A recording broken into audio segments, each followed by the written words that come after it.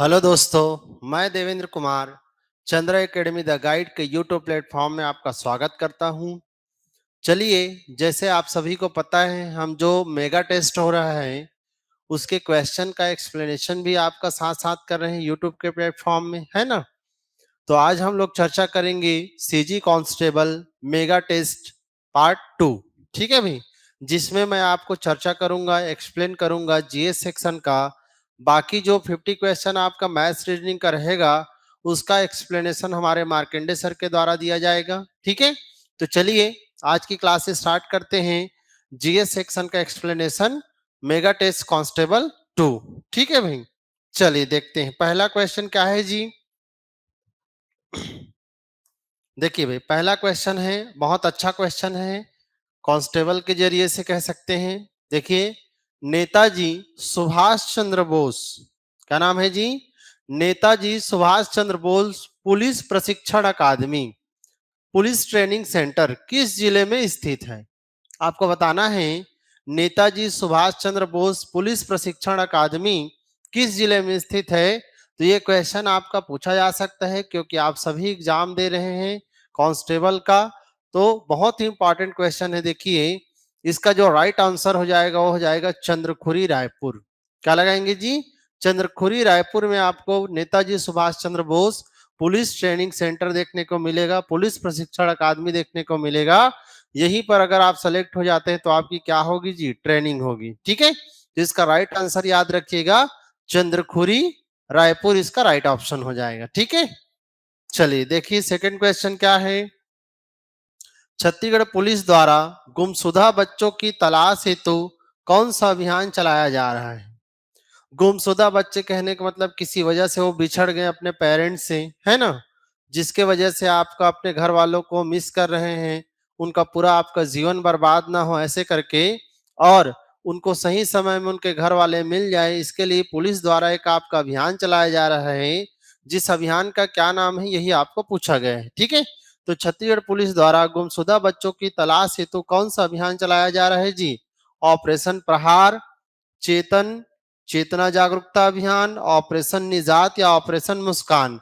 तो बच्चों से जुड़ा हुआ है तो आपको ध्यान रखना है, इसका नाम है ऑपरेशन मुस्कान। क्या नाम है जी? ऑपरेशन मुस्कान के तहत गुमशुदा बच्चों की तलाश करके उनके पेरेंट्स को, उनके जान पहचान वालों को उनको सौंपा जा रहा है। और किसके द्वारा चलाया जा रहा है जी? छत्तीसगढ़ पुलिस द्वारा इसको चलाया जा रहा है। तो इसका ऑप्शन क्या आंसर राइट होगा? डी ऑप्शन याद रखेंगे। ठीक है, चलिए भाई थर्ड नंबर का क्वेश्चन। छत्तीसगढ़ के महापाषाण कालीन स्थलों में कौन सा स्थल बालोद जिले से संबंधित नहीं है? आपको देखिए, महापाषाण कालीन स्थलों में कौन सा जो प्लेस है बालोद जिले से संबंधित नहीं है, इसको पूछा गया है। तो चलिए भाई ऑप्शन देखते हैं, करकाभाठा, भुजगहन, मल्हार और सोरर। तो आप सभी को पता है यार, जो मल्हार नाम का आपको प्लेस दिख रहा है ये बालोद जिलों से संबंधित नहीं है। ये कहाँ पे आ जाता है? बिलासपुर जिले में। ठीक है, तो इसका जो राइट ऑप्शन हो जाएगा याद रखना सी ऑप्शन है। ये बिलासपुर जिले से जुड़ा हुआ महापाषाण कालीन स्थल है, पुरातात्विक स्थल है।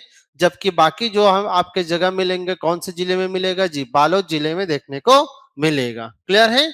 चलिए आगे बढ़ते हैं हम लोग। देखिए भाई चौथे नंबर का क्वेश्चन पढ़ते हैं इसको।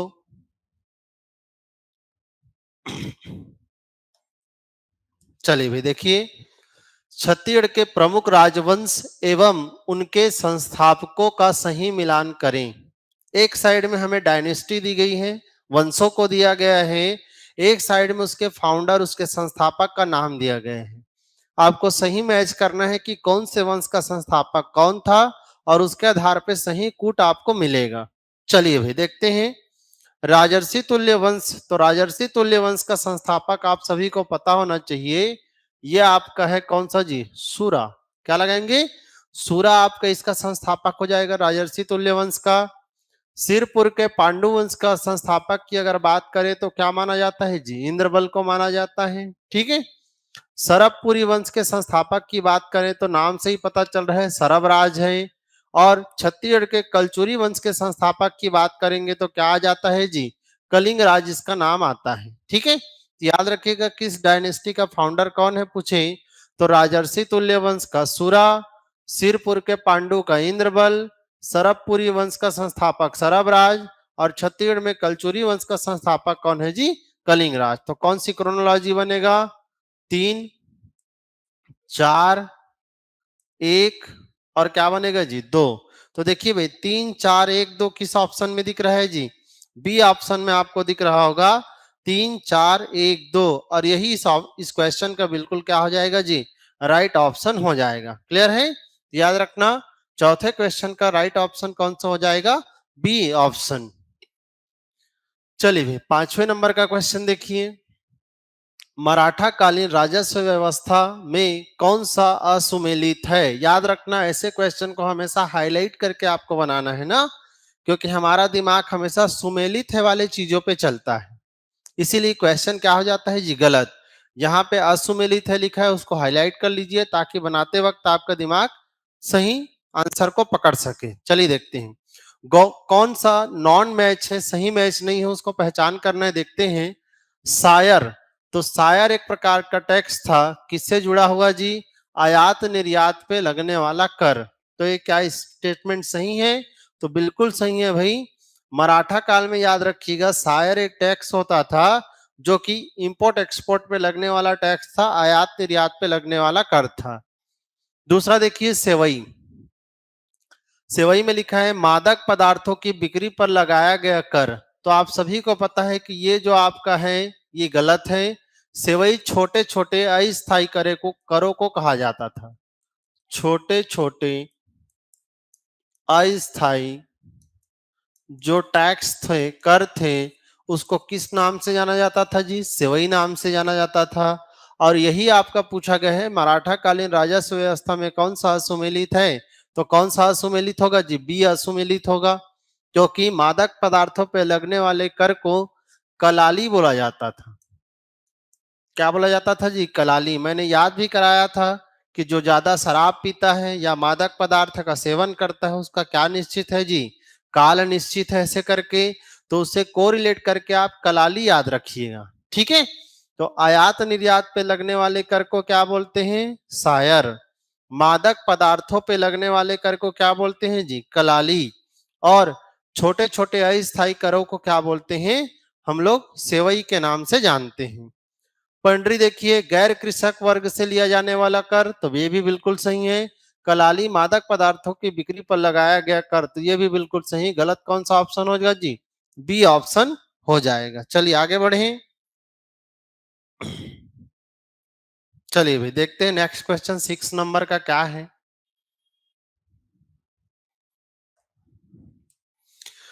चलिए पढ़ते हैं। सविनय अवज्ञा आंदोलन के दौरान छत्तीसगढ़ में इनमें से कौन सा जंगल सत्याग्रह नहीं हुआ है? देखिए यहाँ पर फिर से नहीं हुआ है, उसको आपको फाइंड आउट करना है ना। तो हमेशा ऐसे क्वेश्चन को आप हाईलाइट कर लीजिएगा, उसके बाद फिर आंसर को बनाइएगा जब भी एग्जाम में आता है। तो चलिए भाई देखते हैं सविनय अवज्ञा आंदोलन के टाइम पीरियड में इनमें से कौन सा जंगल सत्याग्रह नहीं हुआ है, यही आपको क्वेश्चन पूछा गए हैं। याद रखिएगा यहाँ से हर बार क्वेश्चन आता है। कैसे? कि छत्तीसगढ़ में सबसे ज्यादा जंगल सत्याग्रह किस समय, किस मूवमेंट के समय हुआ, पूछे तो क्या लगाएंगे? सविनय अवज्ञा आंदोलन के समय हुआ है बहुत सारे जंगल सत्याग्रह। जैसे कि देखते हैं मोहबना पोड़ी जंगल सत्याग्रह हुआ है, रुद्री नवागांव जंगल सत्याग्रह हुआ है, तमोरा जंगल सत्याग्रह हुआ है। लेकिन ये जो डी ऑप्शन दिख रहा है आपको, छुई खदान जंगल सत्याग्रह, ये आपको 1938 में देखने को मिलेगा। कौन सा डेट में जी? 1938 में आपको देखने को मिलेगा। जबकि ये जो 3 जंगल सत्याग्रह है ये 1930 आपका सविनय अवज्ञा आंदोलन के टाइम पीरियड में देखने को मिलेगा। तो याद रखना इसका राइट ऑप्शन क्या है, पूछेगा तो क्या लगाना है जी? डी है, क्योंकि यहाँ पे नहीं है पूछा है। तो छुई खदान जंगल सत्याग्रह हमारा किस टाइम में होता है जी? 38 के डेट में होता है। जबकि सविनय अवज्ञा आंदोलन के समय यह आंदोलन आपका जंगल सत्याग्रह नहीं हुआ है। ठीक है? तो इसका राइट ऑप्शन याद रखिएगा कौन है जी? डी। समारू बरई वगैरह इसके नेतृत्वकर्ता वगैरह मिलते हैं, समारू बरई ऐसा करके। ठीक है? इसको भी याद रखिएगा। चलिए 7 नंबर का क्वेश्चन देखिए। छत्तीसगढ़ में असहयोग आंदोलन के प्रभाव के कारण वकालत का त्याग किनके द्वारा किया गया? आपको बताना है कि इनमें से कौन कौन से ऐसे पर्सन हैं जो असहयोग आंदोलन के टाइम पीरियड में आपका क्या किए थे जी? वकालत का त्याग किए थे। अच्छा क्वेश्चन है, बार बार पूछा जाता है। क्या क्या ऑप्शन है देखिए? बलदेव प्रसाद मिश्र, बैरिस्टर कल्याण जी, पंडित यादवराव देशमुख और यदुनंदन प्रसाद श्रीवास्तव। चलिए भाई, इसका क्या होगा? राइट ऑप्शन बताएंगे। क्या होगा जी? याद रखिएगा, बलदेव प्रसाद मिश्र ने इस समय वकालत का त्याग किया था। राजनांदगांव क्षेत्र से इनका रिलेशन देखने को मिलता है। बैरिस्टर कल्याण जी, कोई ऐसा ऑप्शन नहीं मिलेगा। पंडित यादवराव देशमुख, ये भी रायपुर क्षेत्र से आपका वकालत का क्या किए थे जी? त्याग किए थे। और यदुनंदन प्रसाद श्रीवास्तव भी नहीं देखने को मिलेगा। तो इसका जे और एल ऑप्शन सही है। कौन कौन सा जी? जे एंड एल। तो ये आपका देखिए कौन सा ऑप्शन में है जी? ए ऑप्शन में है। यही आपका बिल्कुल राइट ऑप्शन हो जाएगा। ठीक है, तो आपको देखिए याद रखना है कि कौन से जिले से किस पर्सन ने वकालत का त्याग किया, किस पर्सन ने राय साहब का त्याग किया उपाधि का, किस पर्सन ने राय बहादुर की उपाधि का त्याग किया, किस पर्सन ने और क्या क्या काम किया, ऐसे करके। ठीक है, तो ये आपका हो जाएगा जे एंड एल। तो आपका कौन सा ऑप्शन राइट होगा जी? ए ऑप्शन राइट हो जाएगा। ठीक, चलिए भाई आगे बढ़ते हैं।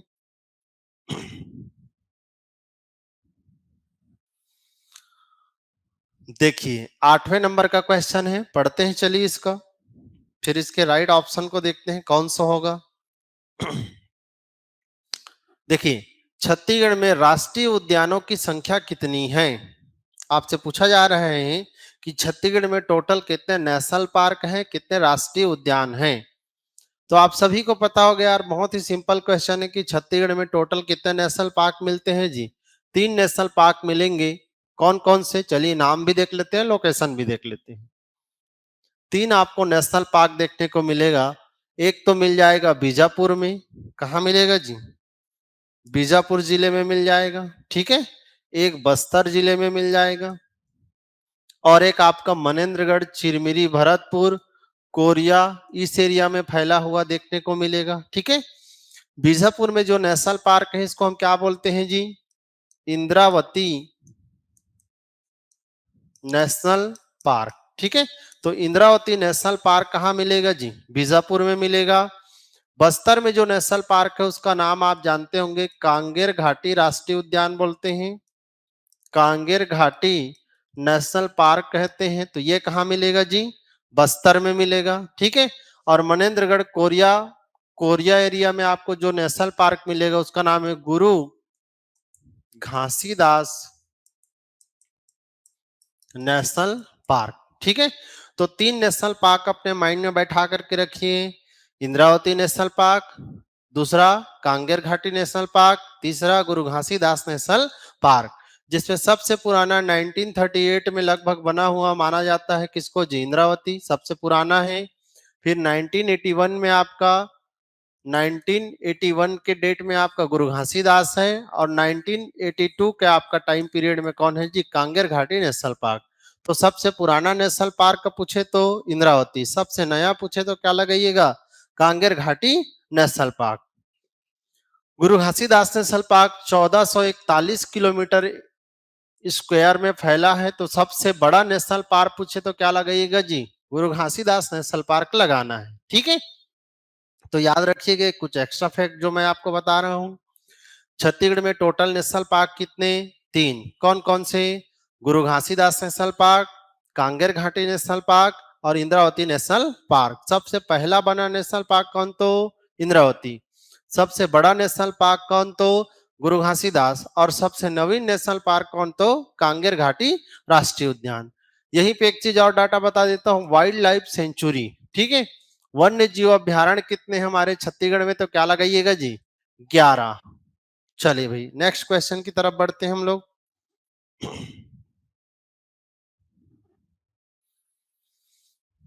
देखिए 9 नंबर का क्वेश्चन है, पढ़ते हैं चलिए इसको।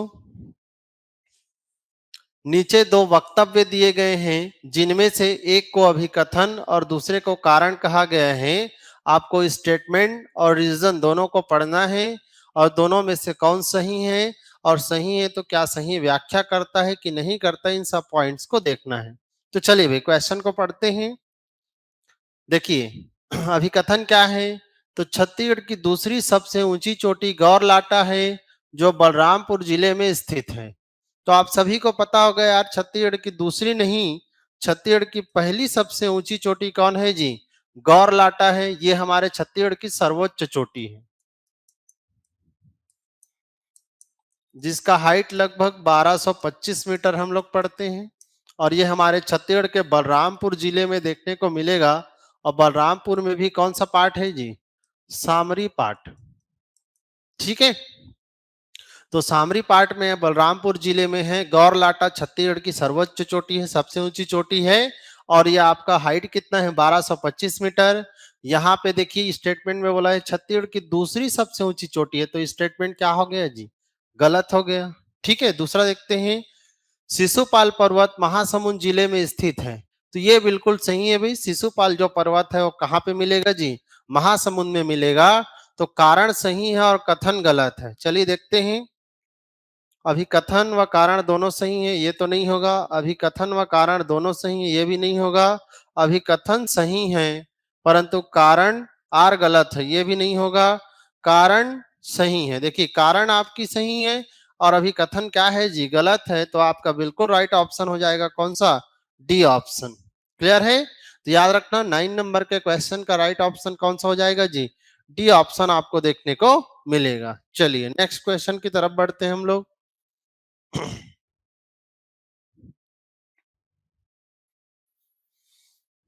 चलिए भाई 10वें नंबर का क्वेश्चन है, पढ़ते हैं इसको। देखिए छत्तीसगढ़ में कर्क रेखा इनमें से कौन से जिले से होकर नहीं गुजरती। ठीक है, क्वेश्चन बहुत सिंपल है कि छत्तीसगढ़ के इनमें से कौन सा ऐसा जिला है जहां से कर्क रेखा क्रॉस नहीं करती और आपको बताना है। तो आप सभी को पता है जी, प्रेजेंट में हमारे छत्तीसगढ़ में जो कर्क रेखा है ये 4 जिलों से क्रॉस करता है। कितने जिलों से जी, 4 जिले। चारों का नाम लिख लेते हैं, फिर आंसर अपने आप पता चल जाएगा। मनेन्द्रगढ़, चिरमिरी, भरतपुर, कोरिया, सूरजपुर, और कौन है जी, बलरामपुर। तो इन 4 जिलों से आपका कर्क रेखा गुजरती है। कौन कौन से जी, मनेन्द्रगढ़, चिरमिरी, भरतपुर, कोरिया, सूरजपुर और बलरामपुर। देखिए भाई कोरिया ऑप्शन में है, सूरजपुर भी है, मनेन्द्रगढ़ भी है, लेकिन आपका कोरबा जिला है जहां से आपका कर्क रेखा नहीं गुजरती। यही पूछा है, होकर नहीं गुजरती, तो किससे नहीं गुजरती जी, कोरबा जिले से कर्क रेखा होकर के नहीं गुजरती है। क्लियर है, तो इस क्वेश्चन का जो राइट ऑप्शन हो जाएगा कौन सा ऑप्शन होगा जी, बी ऑप्शन देखने को मिलेगा। चलिए भाई नेक्स्ट क्वेश्चन देखते हैं 11 नंबर का। देखिए 11वां क्वेश्चन पढ़ते हैं। छत्तीसगढ़ की अधिकांश मानसूनी वर्षा किस शाखा के अंतर्गत होती है। देखिए मानसून से जुड़े हुए इसके पहले वाले आपका मेगा टेस्ट में भी क्वेश्चन था कि छत्तीसगढ़ में किस मानसूनी पवनों से आपका ज्यादा वर्षा होता है। तो मैंने बताया था कि छत्तीसगढ़ में सर्वाधिक वर्षा दक्षिण पश्चिम मानसून से होता है। और दक्षिण पश्चिम मानसून से की अगर बात करें तो इसकी 2 शाखा हमारे इंडिया में वर्षा करता है। एक शाखा को बोलते हैं, देखिए भाई थोड़ा सा समझेंगे, ये इंडिया और ये हमारा क्या जी, छत्तीसगढ़। यहां से दक्षिण पश्चिम मानसूनी पवनें आ रही हैं जो कि हिंद महासागर से पर्याप्त मात्रा में नमी धारण करके हमारे इंडिया में एंट्री कर रहा है, यहाँ पे केरला एरिया में। और यहाँ पे आकर के ये 2 शाखाओं में बढ़ जाता है। एक को बोलते हैं अरब सागर शाखा, कौन सी शाखा बोलते हैं जी, अरब सागर शाखा। और एक को बोलते हैं बंगाल की खाड़ी शाखा। तो याद रखना आकर के 2 शाखाओं में बढ़ती है ये, एक अरब सागर शाखा, एक बंगाल की खाड़ी शाखा। अरब सागर शाखा में याद रखना कम वर्षा होता है 10% हमारे छत्तीसगढ़ में, जबकि बंगाल की खाड़ी शाखा से छत्तीसगढ़ में सर्वाधिक 90% वर्षा आपको देखने को मिलेगा। तो इसका जो राइट ऑप्शन हो जाएगा, देखिए छत्तीसगढ़ की अधिकांश मानसूनी वर्षा किस शाखा के अंतर्गत होती है, तो क्या लगाएंगे जी, बंगाल की खाड़ी शाखा से लगभग कितना परसेंट वर्षा होता है छत्तीसगढ़ में, तो 90%। और अगर यही क्वेश्चन रहता अरब सागर से तो क्या लगाते जी, 10% वर्षा देखने को मिलेगा। ठीक है, तो इसका राइट ऑप्शन याद रखना सी ऑप्शन हो जाएगा। चलिए भाई नेक्स्ट क्वेश्चन देखिए, 12वें नंबर का क्वेश्चन। देखिए, जनगणना 2011 के अनुसार छत्तीसगढ़ के विवरण में कौन सा असुमेलित है, कौन आपका सही मैच नहीं है, आपको बताना है। ठीक है, 2011 जनगणना के आधार पर इनमें से क्या डाटा है जो कि सही नहीं है, वो आपको चूज करना है, वही आपका आंसर होगा। चलिए पढ़ते हैं। ये ऑप्शन, सर्वाधिक जनसंख्या वाला जिला हमें कौन सा मिलेगा जी, रायपुर। क्या ये स्टेटमेंट सही है, तो ये बिल्कुल सही है भाई। 2011 जनगणना के आधार पे छत्तीसगढ़ में सर्वाधिक जनसंख्या मिलेगा किसका जी, रायपुर का। दूसरा देखिए, सर्वाधिक साक्षरता वाला जिला दुर्ग है। क्या ये डाटा सही है, तो ये भी बिल्कुल सही है। हमें पूछा है जो असुमेलित है उसको। ठीक है भाई, तो ये दोनों ही डाटा सही है, याद रखना। सर्वाधिक जनसंख्या वाला जिला रायपुर और सर्वाधिक साक्षरता वाला जिला दुर्ग। सर्वाधिक पुरुष साक्षरता वाला जिला धमतरी, तो ये डाटा क्या है जी, गलत है। ठीक है, और गलत डाटा को ही पूछा गया है आंसर के रूप में, तो हमारा राइट ऑप्शन कौन सा हो जाएगा, सी हो जाएगा। सर्वाधिक पुरुष साक्षरता जिला धमतरी नहीं है। जहां पे दुर्ग है वहीं सर्वाधिक आपका पुरुष साक्षरता भी देखने को मिलेगा। तो याद रखना ये आपका ऑप्शन राइट हो जाएगा। कौन से क्वेश्चन का जी, 12वें क्वेश्चन का। ये असुमेलित है, सही नहीं है। चलिए भाई नेक्स्ट क्वेश्चन देखिए, 13वें नंबर का क्या है। जनजाति मृतक स्तंभों में हनालगट्टा मृतक स्तंभ किस जनजाति से संबंधित है। तो आप सभी को पता होना चाहिए, जनजाति समुदाय में मृतक स्तंभ स्थापित करने का नियम होता है। जिस किसी की भी मृत्यु हो जाती है, उसके मृत्यु का जहाँ पे उनके बॉडी को आपका दफनाया जाता है, उस जगह में एक खंभा या कोई भी चीज स्थापित की जाती है, ताकि याद रहे कि भाई ये इस पर्सन का डेड बॉडी है, उसका कब्र है करके। उसको मृतक स्तंभ कहते हैं। तो उसी में एक शब्द है हनालगट्टा, और हनालगट्टा मृतक स्तंभ किस जनजाति से संबंधित है, ऐसे आपसे क्वेश्चन पूछा गया है। तो भतरा नहीं, कोरकू नहीं, बैगा नहीं, इसका जो ऑप्शन राइट हो जाएगा कौन सा है जी, अबुझमाड़िया। क्या लगाएंगे इसको, अबुझमाड़िया। एक्चुअली में हनालगट्टा जो आपका है, ये मुड़िया ट्राइब्स में देखने को मिलता है। लेकिन अगर ये ऑप्शन आपको नहीं है तो क्लोज ऑप्शन आप ले सकते हैं, किसको जी, अबुझमाड़िया को। इसमें कोई दिक्कत नहीं है। ठीक है, तो याद रखना मृतक स्तंभ हनालगट्टा किससे संबंधित है, तो अबुझमाड़िया। अगर ऑप्शन रहता मुड़िया तो हमें क्या लेना पड़ता जी, मुड़िया ऑप्शन लेना पड़ता। ठीक है, चलिए आगे बढ़ते हैं हम लोग। देखिए भाई नेक्स्ट क्वेश्चन क्या है, 14वें नंबर का क्वेश्चन है। चलिए इसको पढ़ते हैं। छत्तीसगढ़ मुहावरा का सही मिलान करें। हमें कुछ मुहावरे दिए गए हैं, छत्तीसगढ़ी मुहावरे, और उसको सही मैच करना है कि कौन सा आपका उसका राइट आपका होगा। चलिए भाई पढ़ते हैं इसको। आए कहत बाएं होना, तो बताइए यार, बहुत अच्छा शब्द है। आए कहत बाएं होना, जैसे कि कभी कभी मेरे से हो जाता है या आप लोगों से भी हो जाता है। कोई दूसरा बोलना चाहते हैं और दूसरा आपका निकल जाता है मुंह से, या टिक को दूसरा लगाना चाहते हैं, कोई दूसरा टिक हो जाता है। तो आए कहाँ बाएं होना मतलब अपना संतुलन खो देना। तो संतुलन खो देने के लिए आपका क्या हो जाता है कि जी, आए कहत बाएं होना। तो ऐसा याद रखना, आपको एग्जाम में बिल्कुल नहीं करना है। राइट ऑप्शन लेने के लिए, टिक लगाने के लिए, गोला लगाने के लिए बाएं कहत बाएं होना चाहिए, मतलब जो बोल रहे हैं वही आपका लिखाना चाहिए। ठीक है, दूसरा देखिए, कुरिया धरना। क्या है जी दूसरा, कुरिया धरना। तो भाई कुरिया कौन पकड़ता है, कुरिया मतलब रूम, और रूम धरना मतलब वहां पे लेटे रहना। तो रूम में हमेशा कौन लेटा रहता है जी, कोई स्वस्थ व्यक्ति तो रूम में हमेशा नहीं लेट सकता। जो बीमार रहेगा वही व्यक्ति क्या करेगा जी, कुरिया धरेगा।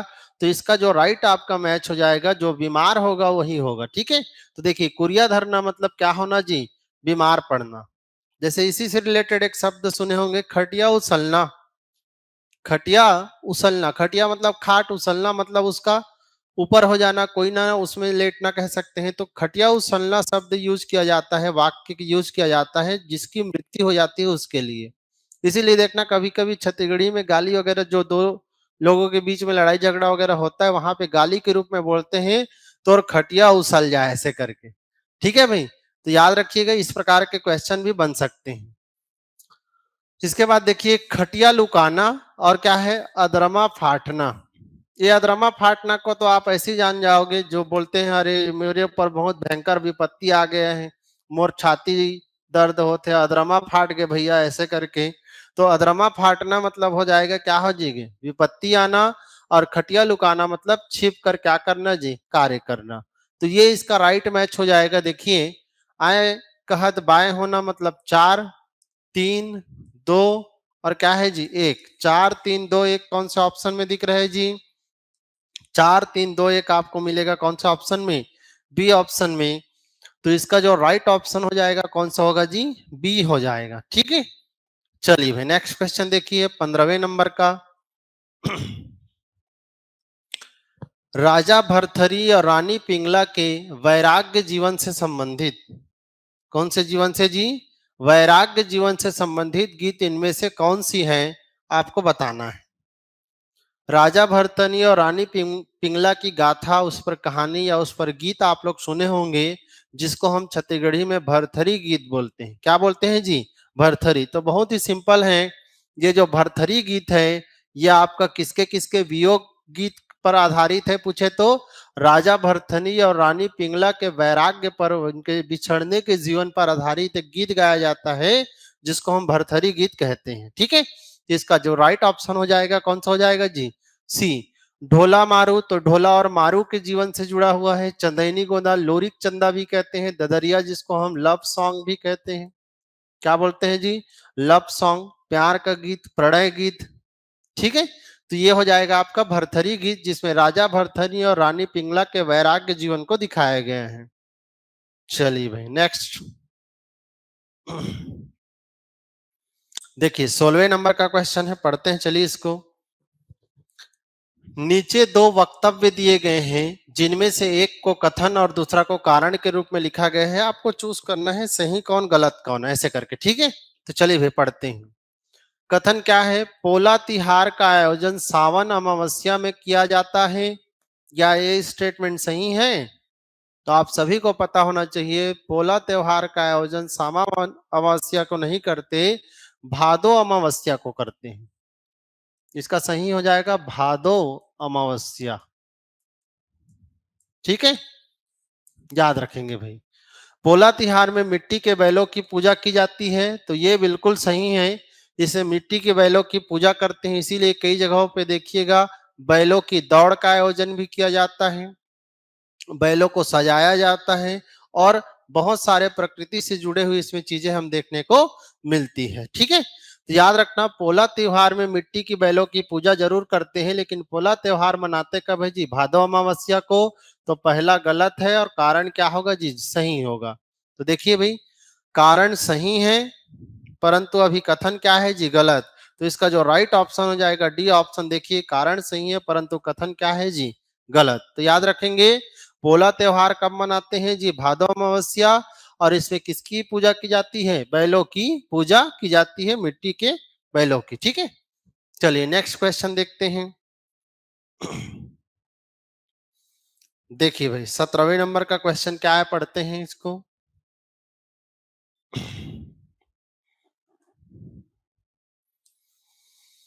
छत्तीसगढ़ के प्रमुख वनोपज में इनमें से कौन शामिल नहीं है? ठीक है, छत्तीसगढ़ के प्रमुख वनोपजों में कौन शामिल नहीं है, आपको पूछा गया है। सागौन, साजा, खैर, बांस। तो इसका सीधा सीधा राइट ऑप्शन हो जाएगा बांस। ये आपका छत्तीसगढ़ के मुख्य वनोपज में शामिल नहीं करते, ये आपका अन्य वनोपज में आता है। जबकि सागौन है, साजा है, शीशम है। ठीक है, सागौन, साजा, शीशम, बीजा, खैर, ये सारे आपके मुख्य वनोपज की कैटेगरी में आते हैं। तो 17वां क्वेश्चन का राइट ऑप्शन कौन सा हो जाएगा जी, बांस। याद रखिएगा। देखिए 18 नंबर का क्वेश्चन क्या है भाई, पढ़ते हैं इसको। राज्य की अर्थव्यवस्था के आधार पर किस क्षेत्र को प्राथमिक क्षेत्र में शामिल नहीं किया जाता? यहाँ पे नहीं शब्द दिया है, याद रखिएगा। इनमें से कौन सा है जिसे हम प्राथमिक क्षेत्र में शामिल नहीं करते? इसको बेसिकली आप लोग अर्थव्यवस्था में पढ़ते हैं, इकोनॉमिक्स में, कि कौन प्राथमिक क्षेत्र में आता है, कौन द्वितीयक क्षेत्र में आता है और कौन तृतीयक क्षेत्र में आता है। तो प्राथमिक क्षेत्र से जुड़े हुए हमारे कौन कौन हैं और जो इसमें शामिल नहीं होना चाहिए, याद रखिएगा। तो कृषि, पशुपालन, मत्स्य पालन, ठीक है, खनन उत्खनन, उत्खनन, ये सारे हमारे याद रखना प्राथमिक क्षेत्र में आते हैं, जबकि निर्माण और विनिर्माण हमारा प्राथमिक क्षेत्र में नहीं है, द्वितीयक क्षेत्र में आता है। कौन से क्षेत्र में जी? द्वितीयक। और यहाँ पे नहीं वाला आपका पूछा गया है तो 2 और 4 सही हो जाएगा। कौन सा ऑप्शन जी? C option. निर्माण और विनिर्माण हमारे प्राथमिक क्षेत्र में नहीं आते, कौन से क्षेत्र में आते हैं? द्वितीयक क्षेत्र में देखने को मिलेगा। ठीक है, तो याद रखिएगा, इसका जो राइट ऑप्शन हो जाएगा सी ऑप्शन। चलिए भाई, नेक्स्ट क्वेश्चन क्या है देखिए। देखिए 19 नंबर का क्वेश्चन है, चलिए इसको पढ़िए भाई और आंसर करिए।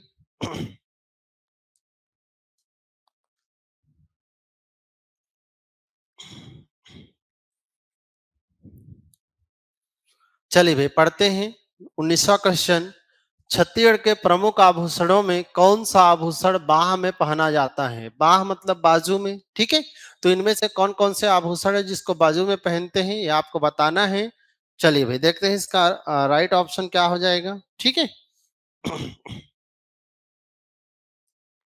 देखिए ये जो हरैया नाम का आपका आभूषण है, इसको बाजू में पहना जाता है, बिल्कुल सही। एठी नाम का आभूषण एक्चुअल में बाजू में नहीं पहनते हैं, एठी को पहना जाता है कहां पर जी? कलाई में। तो ये कलाई का एक आभूषण है, ठीक है। देवरहा की बात करें तो ये पैर के एक आभूषण है, और पहुंची की बात करें तो यह भी एक किसका है जी? बाह का आभूषण है। तो आपका जे एंड एम, ये दोनों आपके सही है, जो कि बाह में पहनते हैं, जबकि ऐठी को कलाई में और देवरहा को कहाँ पहना जाता है जी?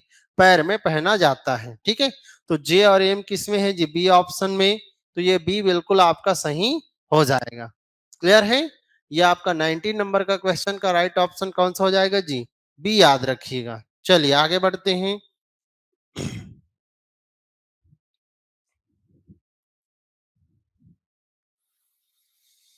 देखिए भाई 20 नंबर का क्वेश्चन है, पढ़ते हैं चलिए इसको। छत्तीसगढ़ पंचायती राज से संबंधित अनुच्छेद और उनके प्रावधानों में कौन सा सही नहीं है, आपको बताना है। ठीक है, ये आपका मैंने जितने भी आर्टिकल्स हैं 243 ए से लेकर 243 ओ तक पंचायती राज के, उन सभी को क्लास में याद करवाया था। तो जो हमारे ऑनलाइन बैच के बच्चे होंगे उनको आराम से आपका क्वेश्चन बना होगा। ठीक है भाई, तो चलिए भाई देखते हैं कौन सा आपका गलत है और कौन सही है। सही नहीं है पूछा है तो देखिए, अनुच्छेद 243 आई, तो आई रे आई वित्त आई, तो ये तो बिल्कुल सही है। वित्त आयोग का गठन से संबंधित प्रावधान मिलेगा कहाँ पे जी? आई में। अनुच्छेद 243 डी, सीटों का आरक्षण, तो इसको भी हम लोग याद किए थे, डॉन को किसी आरक्षण की जरूरत नहीं है ऐसे करके। तो डी आपका बिल्कुल सही है, आरक्षण से जुड़ा हुआ है।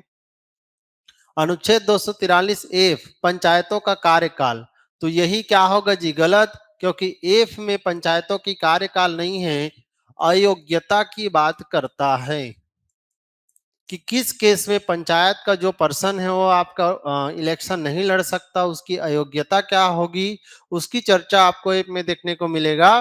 तो ये आपका सी ऑप्शन राइट होगा। कौन सा ऑप्शन जी? सी, क्योंकि इसमें नहीं है पूछा है, तो ये आपका गलत है। अनुच्छेद 243 भी पंचायतों का गठन या बनना है, तो ये बिल्कुल सही है। तो याद रखना ये आपका सी ऑप्शन राइट हो जाएगा इस क्वेश्चन का। चलिए 21 देखिए भाई, क्या दिया गया है जी? एक साइड में हमें उद्योग दिया गया है, एक साइड में उसका स्थापना वर्ष दिया गया है, और आपको सही मैच करना है कि कौन सा जो उद्योग है किस वर्ष में उसका स्थापना हुआ है। तो चलिए भाई देखते हैं। मोहन जूट मिल जो रायगढ़ में आपको देखने को मिलेगा 1935 में, लिख लेते हैं, फिर मैच तो हो ही जाएगा। भिलाई स्टील प्लांट की बात करें तो 1955 में। भारत एल्यूमिनियम कंपनी जिसको हम बाल्को के नाम से जानते हैं, तो इसका गठन 1965 में। और साउथ ईस्टर्न कोलफील्ड लिमिटेड 1985 में, 1985 में। चलिए भाई मैच करके देखते हैं। मोहन जूट मिल 35 कहाँ है जी, ये रहा। भिलाई इस्पात संयंत्र 55 ये रहा। बाल्को 65 ये रहा। और आपका ये रहा। ठीक है, तो ये आपका सही मैच हो जाएगा। चाहिए का क्रम देख लेते हैं। 2, 3, 1 और 4, तो ये इसका सही क्रम होगा। 2, 3, 1, 4। तो बताइए भाई 2, 3, 1, 4 कहाँ है जी? देखिए भाई डी ऑप्शन में आपको दिखेगा 2, 3, 1 और 4। तो ये बिल्कुल सही होगा। 21 नंबर के क्वेश्चन का याद रखिएगा। तो आपको जितने भी हमारे छत्तीसगढ़ की इंडस्ट्री है, उद्योग है और जो संस्थान है, उन सभी को याद करना पड़ेगा कि उन संस्थान का निर्माण कब हुआ और वो प्रेजेंट में कौन से जिले में स्थित है, ऐसे करके। ठीक है, जैसे बाल्को आपको कोरबा में मिलेगा। जैसे मोहन जूट मिल कहाँ मिलेगा जी? रायगढ़ में मिलेगा। तो इसको आप लोग को इसी तरह से याद करना पड़ेगा। चलिए आगे बढ़ते हैं। 22 नंबर का क्वेश्चन क्या है देखिए।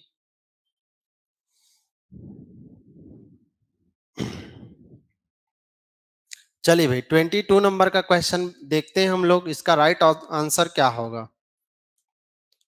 अभिकथन और कारण वाले क्वेश्चन है, तो सीधा हम लोग पढ़ते हैं कौन सा सही है और कौन सा गलत है। छत्तीसगढ़ के मुख्य खनिज रॉयल्टी दरों में सर्वाधिक कोयले का है। क्या छत्तीसगढ़ के जितने खनिज हैं उसमें कोयले का रॉयल्टी दर सबसे ज्यादा है? तो यह स्टेटमेंट क्या है जी? गलत है, क्योंकि सबसे ज्यादा रॉयल्टी दर हमारा लौह अयस्क का मिलता है। किसका है जी? लौह अयस्क का। जबकि यहाँ पे क्या दिया है जी? कोयला। तो पहला क्या हो जाएगा? गलत। दूसरा, डोलोमाइट का रॉयल्टी दर बॉक्साइट के रॉयल्टी दर से कम है। तो ये आपका जो स्टेटमेंट है सही है, क्योंकि डोलोमाइट का जो रॉयल्टी दर है वो बॉक्साइट के रॉयल्टी दर से क्या है जी? ज्यादा है, कम है ना। तो ये कारण आपका सही होगा, जबकि अभिकथन क्या हो जाएगा जी? गलत। तो देखिए कौन से ऑप्शन में है। अभिकथन व कारण दोनों से ही गलत। कारण सही है परंतु अभिकथन गलत है। तो अभिकथन हमारा क्या है जी? गलत, बिल्कुल सही। और कारण क्या है जी? सही। तो ये बी ऑप्शन बिल्कुल राइट हो जाएगा। ठीक है, तो याद रखिएगा 22 नंबर का जो राइट ऑप्शन हो जाएगा, कौन सा ऑप्शन है जी? बी ऑप्शन होगा। चलिए भाई दूसरा नेक्स्ट क्वेश्चन देखते हैं हम 23 नंबर का। स्वच्छ सर्वेक्षण 2024-25 में बिलासपुर को कौन सा स्थान प्राप्त हुआ है स्वच्छता सर्वेक्षण सूची के अनुसार? याद रखना बिलासपुर को बड़े शहरों में आपका कौन से आपका मिला है जी? दूसरा आपका स्थान मिला है। तो इसका जो राइट ऑप्शन हो जाएगा 23 का, क्या लगाएंगे जी? दूसरा ऑप्शन। कौन सा जी? दूसरा स्थान कौन से शहर को मिला है जी? बिलासपुर शहर को। देखिए भाई जितने भी हमारे जो विद्यार्थी हैं जो आपका किसी न किसी एग्जाम की तैयारी कर रहे हैं, उनकी भी जिम्मेदारी है कि हम बिलासपुर को क्या रखेगी? स्वच्छ रखें, ताकि अभी हम दूसरा स्थान मिला है, आगे चल के हम पहले स्थान पे रहें। क्योंकि स्वच्छता ही सार है। स्वच्छता के बिना कुछ भी आपका संभव नहीं है, चाहे मन का हो, चाहे शरीर का हो, चाहे देश का हो, चाहे राज्य का हो। ठीक है, तो याद रखना बिलासपुर को हमें स्वच्छ रखना है। बिलासपुर क्या, पूरे देश को स्वच्छ रखना है। ठीक है भाई, चलिए 23 हो गया। इसके बाद आगे बढ़ते हैं।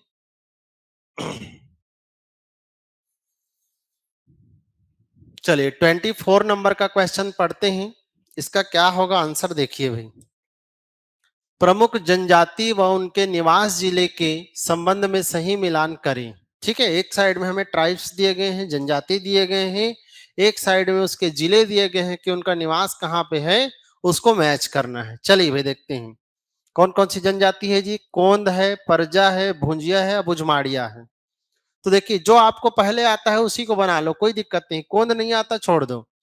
जैसे कि भुंजिया ट्राइब्स आप लोग पढ़े होंगे कि भुंजिया जो ट्राइब्स है ये आपको मिलेगा विशेष तौर पे कौन से जिले में जी? गरियाबंद। कौन सा जिला? गरियाबंद। तो ये आपका सी का 2 से आपका मैच हो जाएगा। अबुझमाड़िया जो ट्राइब्स हैं ये विशेष तौर पे आपको देखने को मिलेगा कहाँ पे जी, नारायणपुर जिले में।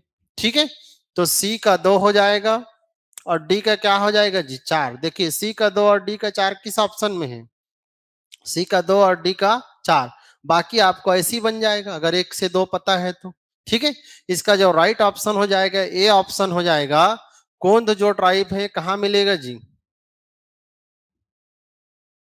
सी का 2 और डी का 4। तो कोंद जो ट्राइब है आपको देखिए कहाँ पे मिलेगा, महासमुंद में। और परजा जो ट्राइब है कहाँ मिलेगा, बस्तर में। ठीक है, तो इसका जो राइट ऑप्शन है याद रखिएगा ए ऑप्शन मिलेगा। कौन से नंबर के क्वेश्चन का जी, 24 नंबर के क्वेश्चन का। चलिए नेक्स्ट क्वेश्चन देखिए 25 नंबर का क्वेश्चन। छत्तीसगढ़ में असहयोग आंदोलन के समय 5 पांडवों में ठाकुर प्यारेलाल सिंह को किस नाम से संबोधित किया जाता था। देखिए सीजी हिस्ट्री को आपको अच्छा से पढ़ना पड़ेगा। ठीक है भाई, और आप सभी को पता होगा कि असहयोग आंदोलन 1920 के टाइम पीरियड में 5 पांडवों का क्या हुआ था जी, गठन हुआ था। ठीक है,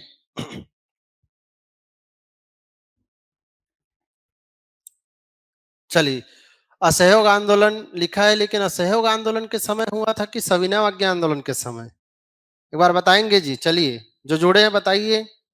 देखिए भाई यहाँ पे थोड़ा सा मिस्टेक है क्वेश्चन में। छत्तीसगढ़ में असहयोग आंदोलन के समय 5 पांडवों में ठाकुर प्यारेलाल सिंह को किस नाम से संबोधित किया जाता था, तो ये गलत है। असहयोग आंदोलन के समय 5 पांडव नहीं बने थे, जबकि सविनय अवज्ञा आंदोलन के समय बने थे। कौन सा आंदोलन जी, सविनय अवज्ञा आंदोलन के समय। ठीक है, ये याद रखना, ये 5 पांडव सविनय अवज्ञा आंदोलन के समय बने थे, मतलब 1930 के टाइम में बने थे। तो उसको थोड़ा सा आप करेक्शन कर लीजिएगा। ठीक है भाई, और इस समय कौन कौन से 5 पांडव बने थे, तो मैं पांचों का नाम लिख देता हूं ताकि आपको कोई भी नाम में दिक्कत ना हो। 5 पांडव पहले लिख लेते हैं, युधिष्ठिर, ठीक है, भीम, अर्जुन, नकुल और सहदेव। तो ये 5 पांडव आपको इस समय देखने को मिलेगा छत्तीसगढ़ में, जो लीडरशिप किए थे, नेतृत्व किए थे कह सकते हैं। युधिष्ठिर वामन राव लाखे बने थे। कौन बने थे जी, वामन राव लाखे। भीम कौन बना था, लक्ष्मी नारायण दास या लक्ष्मी नारायण, याद रखना, ये आपके बने थे। अर्जुन की बात करें तो यही आपका ठाकुर प्यारेलाल सिंह बने थे, ठाकुर प्यारेलाल सिंह। ठीक है भाई, नकुल, तो नकुल अब्दुल बने थे, अब्दुल रऊफ ऐसे इनका नाम था। ठीक है, और सहदेव शिवदास डागा बने थे, शिवदास डागा। तो इसका जो राइट ऑप्शन हो जाएगा, ठाकुर प्यारेलाल सिंह क्या बने थे जी, अर्जुन बने थे। तो ये बार बार पूछा जाता है व्यापम में, आपको याद रखना है कि सविनय अवज्ञा आंदोलन के समय कौन से पर्सन है और कौन से पांडव के रूप में आपका बने थे। ठीक है भाई, इसको थोड़ा सा सुधार कर लीजिएगा। असहयोग आंदोलन नहीं होगा, सविनय अवज्ञा आंदोलन होगा। चलिए भाई नेक्स्ट क्वेश्चन देखते हैं। देखिए 26 नंबर का क्वेश्चन। चलिए बताइए भाई 26 नंबर का क्वेश्चन क्या है, चलिए पढ़ते हैं। दमनच नृत्य किस जनजाति के द्वारा किया जाता है। दमनच नृत्य आप लोग सुने होंगे, जो विवाह के अवसर पे किया जाता है, और इस नृत्य को एक और नाम दिया जाता है, भयोत्पादक नृत्य। क्या बोलते हैं जी, भय उत्पादक नृत्य। कहने का मतलब इस डांस को देख करके आपको क्या हो जाएगा, डर लग जाएगा, भय उत्पन्न हो जाएगा। वैसे देखिएगा जिसको डांस आता नहीं है और शादी भर ब्याह में जो नाच दे, उसको देख के ऐसे ही डर लग जाता है, और ज्यादा डर बढ़ जाता है जब दो पौआ वो मार के डांस कर रहा हो। ठीक है, पूरा आपका सनी देओल वाला एक्शन चलता है, जानते होंगे। तो दमनक नृत्य किस जनजाति के द्वारा किया जाता है, तो इसका जो राइट ऑप्शन हो जाएगा पहाड़ी कोरवा। क्या लगाएंगे जी, पहाड़ी कोरवा, जो कि विवाह के समय इस नृत्य को करते हैं। और इसको कैसा नृत्य बोला जाता है जी, भयोत्पादक नृत्य कहा जाता है। भयोत्पादक नृत्य कहने का मतलब इसको देख करके हमें क्या लग जाता है जी, डर लग जाता है। याद रखिएगा 26 नंबर के क्वेश्चन का राइट ऑप्शन कौन सा हो जाएगा, डी ऑप्शन हो जाएगा। चलिए आगे बढ़ते हैं। चलिए भाई देखिए नेक्स्ट क्वेश्चन हमारा जो है 27 नंबर का, माओवाद प्रभावित क्षेत्रों की ग्राम पंचायत को विभिन्न सुविधाएं प्रदान करने हेतु कौन सी अभियान चलाई जा रही है। ठीक है, जो नक्सल प्रभावित हमारे ग्राम पंचायत हैं उनको विभिन्न सुविधाओं को देने के लिए कौन सा अभियान चलाया जा रहा है आपको पूछा गया है। अभिव्यक्ति मान सम्मान अभियान, एलवत पंचायत अभियान के विशेष सुरक्षा अभियान। तो इसका जो राइट ऑप्शन हो जाएगा सी हो जाएगा, याद रखिएगा। एलवत पंचायत अभियान चलाया जा रहा है ताकि जो नक्सली क्षेत्र के ग्राम पंचायत है उनको विभिन्न प्रकार की सुविधाएं हम क्या कर सके जी, प्रदान कर सके, और वो भी मुख्य धारा में जोड़ करके अपना विकास कर सके। ठीक है, तो याद रखिएगा इसका जो राइट ऑप्शन हो जाएगा कौन सा ऑप्शन जी, सी ऑप्शन। चलिए भाई नेक्स्ट क्वेश्चन देखते हैं 28 नंबर का क्वेश्चन, राज्य अलंकरण सम्मान महाराजा प्रवीर चंद्र भंजदेव सम्मान जिसको कहते हैं किस क्षेत्र में दिया जाता है। तो आप सभी को पता होना चाहिए महाराजा प्रवीर चंद्र भंजदेव हमारे काकतीय डायनेस्टी के एक राजा थे जो कि बस्तर क्षेत्र में क्या करते थे जी, शासन करते थे। और इनके नाम से छत्तीसगढ़ सरकार है तीरंदाजी के क्षेत्र में, किस क्षेत्र में जी, तीरंदाजी के क्षेत्र में पुरस्कार दिया जाता है। तो तीरंदाजी के ऑप्शन में है, कबड्डी नहीं है, मलखम नहीं है, खो खो नहीं है। तो इसका जो राइट ऑप्शन हो जाएगा 28 का डी होगा। कौन सा होगा जी, डी हो जाएगा। याद रखिएगा महाराजा प्रवीर चंद्र भंजदेव के नाम से कौन सा क्षेत्र में पुरस्कार दिया जाता है छत्तीसगढ़ सरकार के द्वारा, तो तीरंदाजी के क्षेत्र में दिया जाता है। महाराजा प्रवीर चंद्र भंजदेव कौन है, तो ये आपका काकतीय डायनेस्टी के रूलर थे, अंतिम राजा थे जो कि बस्तर क्षेत्र में शासन करते थे। चलिए भाई नेक्स्ट क्वेश्चन देखिए 29 नंबर का क्वेश्चन, चलिए पढ़ते हैं हम लोग। छत्तीसगढ़ के प्रमुख मंत्री व उनके विभागों का सही मिलान करिए। ठीक है, एक साइड में हमें हमारे छत्तीसगढ़ के मिनिस्टर्स दिए गए हैं, मंत्रियों का नाम दिया गए हैं, एक साइड में उनका डिपार्टमेंट दिया गया है, विभाग दिया गया है। आपको मैच करना है कि कौन किस विभाग से जुड़ा हुआ है। जैसे कि पहला देखिए श्री केदार कश्यप जी, श्री केदार कश्यप जी ये किस विभाग से जुड़े हैं बताइए जी। तो केदार कश्यप जी आपके जुड़े हैं, याद रखना, परिवहन मंत्रालय से, परिवहन विभाग से। ठीक है भाई, ये हो जाएगा एक का दो, और एक का दो देखिए एक ही ऑप्शन में आपको दिख रहा होगा, बी ऑप्शन में। तो चलिए बाकी को ही मैच कर लेते हैं। लखनलाल देवांगन, देवांगन ऊपर चला गया है, यहाँ पे होना चाहिए। तो लखनलाल देवांगन जी का जो संबंध बनेगा वो किससे बनेगा जी, आबकारी विभाग। ठीक है, तो आबकारी विभाग के मंत्री कौन है, लखनलाल देवांगन जी। श्री गजेंद्र यादव जी का नाम अगर देखें तो ये हो जाएगा तीन, मतलब स्कूल शिक्षा। और खुशवंत साहेब जी का जो नाम है ये तकनीकी शिक्षा और रोजगार से जुड़े हुए बन जाएंगे। ठीक है, तो इसका क्रम क्या बनेगा बताएंगे, दो, फिर एक, फिर तीन और फिर चार। ठीक है भाई, तो ये इसका सही क्रम बनेगा, दो एक तीन चार, जो कि आपको कौन से ऑप्शन में मिलेगा जी, बी ऑप्शन में देखने को मिलेगा। तो देखिए नवीन नवीन हमारे कुछ आपके मंत्री अभी बने हैं, तो उनको भी आपको देख करके जाना है कि कौन किस विभाग के मंत्री बने हैं। ठीक है, चलिए भाई आगे बढ़ते हैं। देखिए 30 नंबर का क्वेश्चन पढ़ते हैं इसको।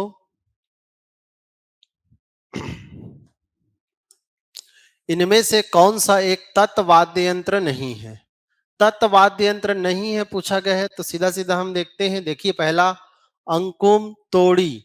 तो जानते होंगे अंकुम और तोड़ी जो वाद्य यंत्र है ये आपका फूंक करके बजाते हैं। इसको कैसे बजाते हैं जी, फूंक कर, और फूंक करके बजाए जाने वाले वाद्य यंत्र को हम क्या बोलते हैं जी, सुशीर। तो यही तो आपका राइट ऑप्शन हो जाएगा यार। ठीक है, अंकुम तोड़ी सुलुड बांसुरी करनेली निरकाहली, ऐसे जितने भी वाद्य यंत्र है वो सब किस में आते हैं जी, सुशीर में आ जाता है, जो कि फूंक करके बजाया जाता है।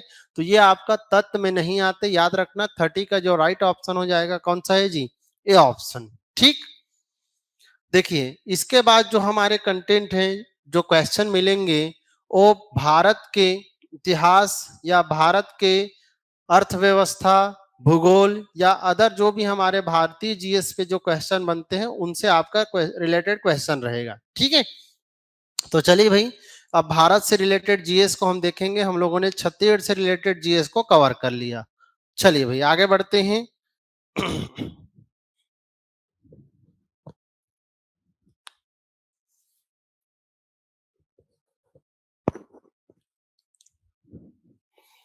चलिए भाई, भारत के सामान्य ज्ञान से जुड़े हुए क्वेश्चन देखिए। इस पर भी चर्चा हम करते हैं। चलिए, भारत में सिंधु घाटी सभ्यता के प्रमुख स्थलों को उनके स्थान के आधार पर मिलान करें। तो ये क्वेश्चन बार बार पूछा जाता है, चाहे वन लाइनर में हो, चाहे कोट में हो, चाहे स्टेटमेंट में हो, कि सिंधु घाटी सभ्यता के कौन से प्लेस कौन से राज्य में पाया गया है। तो चलिए भाई, इसको सही मैच करते हैं। धौलावीरा की अगर बात करें तो धौलावीरा आपको पढ़े होंगे, ये आपको गुजरात में मिल जाएगा। कहाँ मिलेगा जी? सॉरी, धौलावीरा कहाँ मिलेगा जी? गुजरात में देखने को। राखी गढ़ी की बात करें तो राखी गढ़ी कहाँ पे मिल जाएगा जी? हरियाणा में मिल जाएगा। ठीक है। आलमगीर गिरपुर की बात करें तो ये आपको उत्तर प्रदेश से मिल जाएगा। और कालीबंगा की बात करें तो ये कहाँ मिलेगा जी? राजस्थान में देखने को मिल जाएगा। तो याद रखिएगा, धौलावीरा, लोथल, ऐसे जो प्लेस है सब कहाँ मिला है जी? गुजरात में। राखी गढ़ी, बनावली वगैरह कहाँ मिला है? हरियाणा में। आलमगीरपुर कहाँ मिला है? उत्तर प्रदेश में।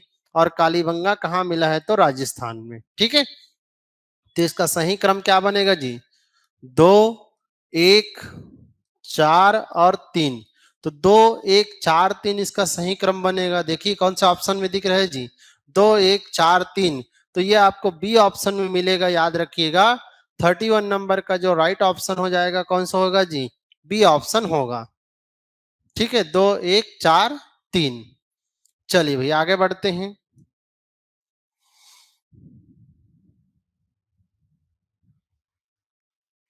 चलिए, 32 नंबर का क्वेश्चन है।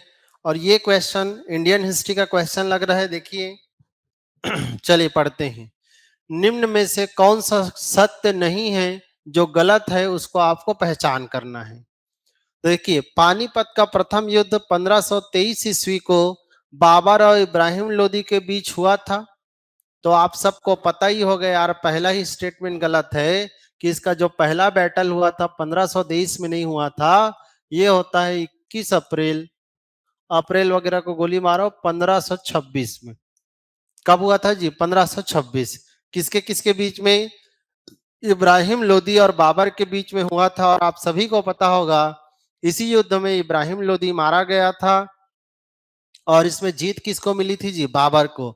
और इसी युद्ध के बाद में बाबर ने क्या किया था? भारत में मुगल सल्तनत की स्थापना किया था। ठीक है, याद रखना, ये आपका पहला ही गलत है। यही आई होप आंसर होगा मेरे ख्याल से, क्योंकि ये 1526 होना था। पानीपत का द्वितीय युद्ध 1556 में हुआ था। अकबर और किसके बीच जी? हेमू के बीच। तो ये बिल्कुल सही है, ये 1556 में हुआ था दोनों के बीच। पानीपत का तीसरा युद्ध 1761 ईस्वी को मराठा साम्राज्य और अफगानी सेना अहमद शाह अब्दाली के सेना के बीच हुआ था। तो ये भी बिल्कुल सही है।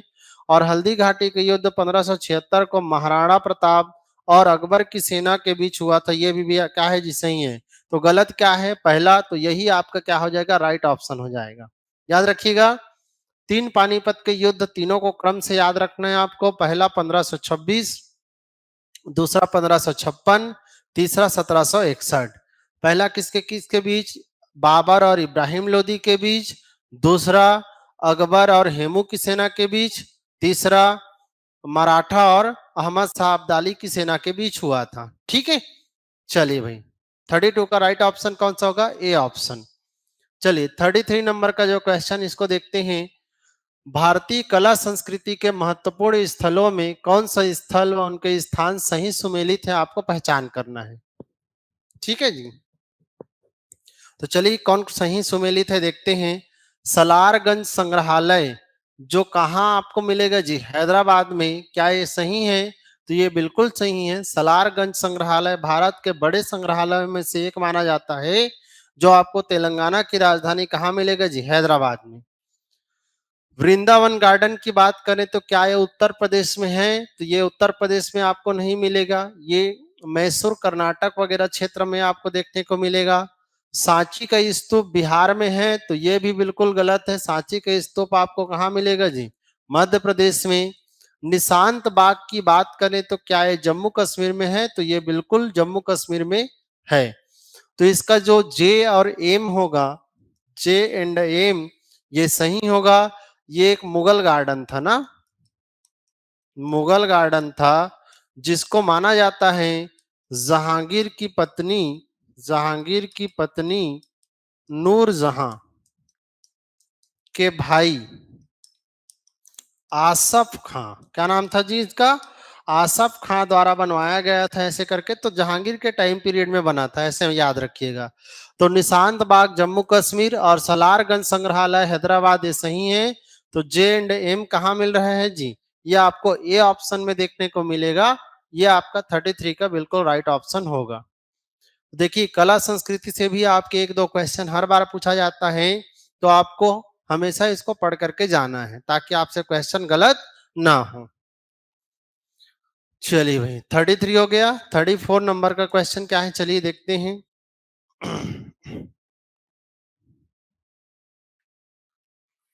चलिए भाई, 34 नंबर का क्वेश्चन पढ़ते हैं। अष्टांगिक मार्ग 8 प्रकार के पथ का ज्ञान निम्न से किसके द्वारा प्रतिपादित किया गया था? तो ये भी बहुत सिंपल क्वेश्चन है, सबको पता होगा। भारतीय दर्शन में सबसे इंपॉर्टेंट दर्शन बौद्ध दर्शन को माना जाता है, और इसके जो फाउंडर है गौतम बुद्ध, ठीक है। इनके द्वारा संसार के दुखों से मुक्ति पाने के लिए कितने मार्ग दिए गए हैं जी? अष्टांगिक मार्ग कहा जाता है उनको, अष्टांगिक मार्ग, ठीक है। 8 पथ से चलने के बाद में आपको इस संसार से क्या मिलेगा जी? मुक्ति मिल जाएगा, मोक्ष मिलेगा, ऐसे करके, जिसको अष्टांगिक मार्ग कहते हैं। किसमें जी? बौद्ध दर्शन में। तो इसका जो राइट ऑप्शन हो जाएगा, कौन सा हो जाएगा? गौतम बुद्ध, याद रखिएगा, ठीक है। जैसे कि पंच महाव्रत का कॉन्सेप्ट कहाँ पे देखने को मिलेगा? पंच महाव्रत का कॉन्सेप्ट आपको महावीर स्वामी का जो दर्शन है, जिसको हम जैन दर्शन बोलते हैं, इसमें देखने को मिलेगा। शंकराचार्य की बात करें तो शंकराचार्य ने 4 मठों का निर्माण किया है। कितने मठों का जी? 4 मठों का।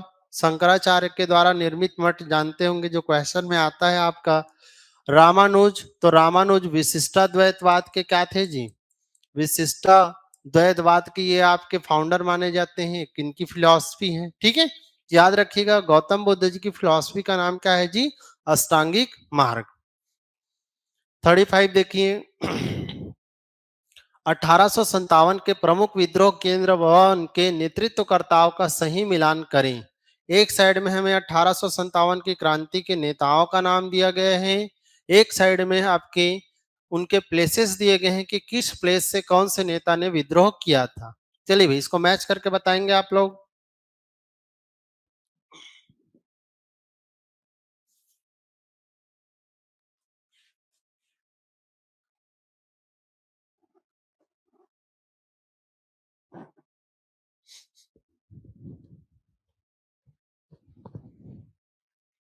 चलिए, मैच कर लिए होंगे। चलिए भाई, इसका राइट ऑप्शन देखते हैं कौन सा होगा।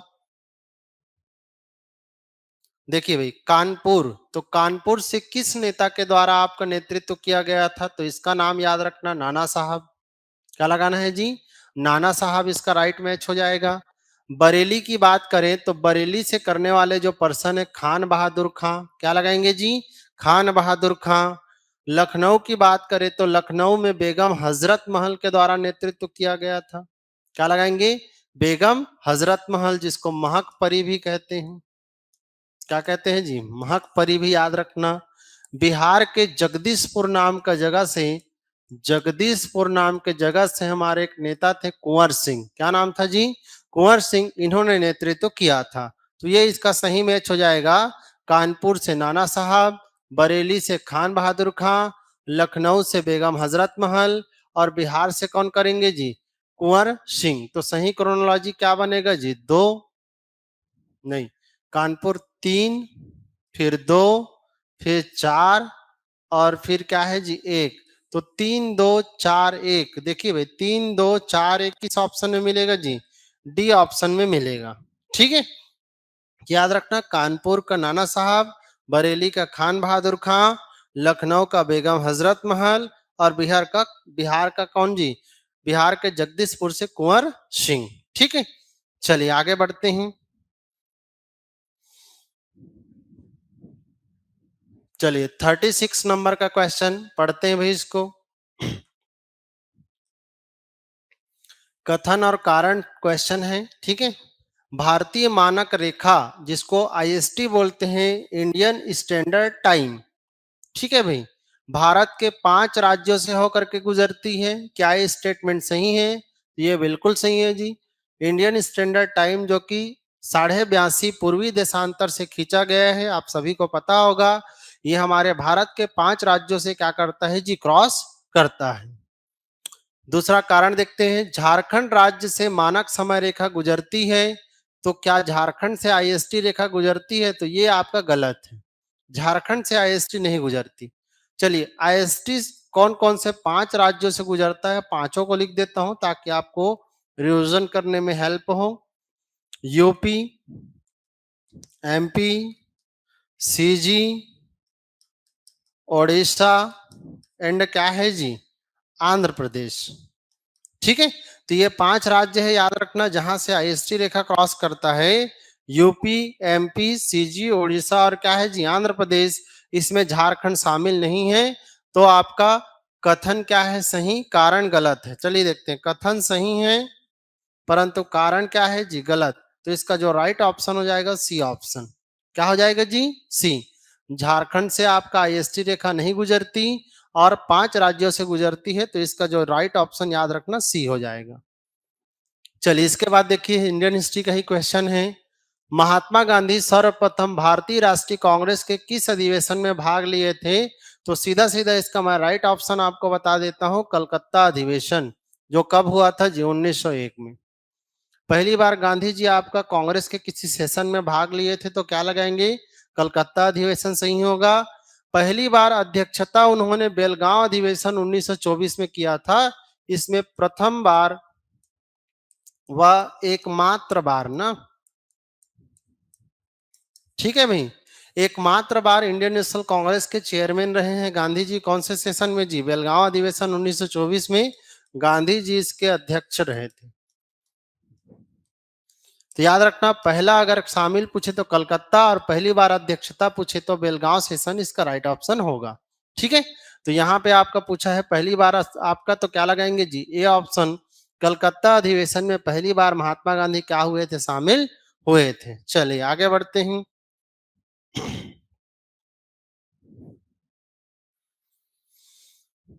चलिए भाई 38 नंबर का क्वेश्चन है, पढ़ते हैं इसको।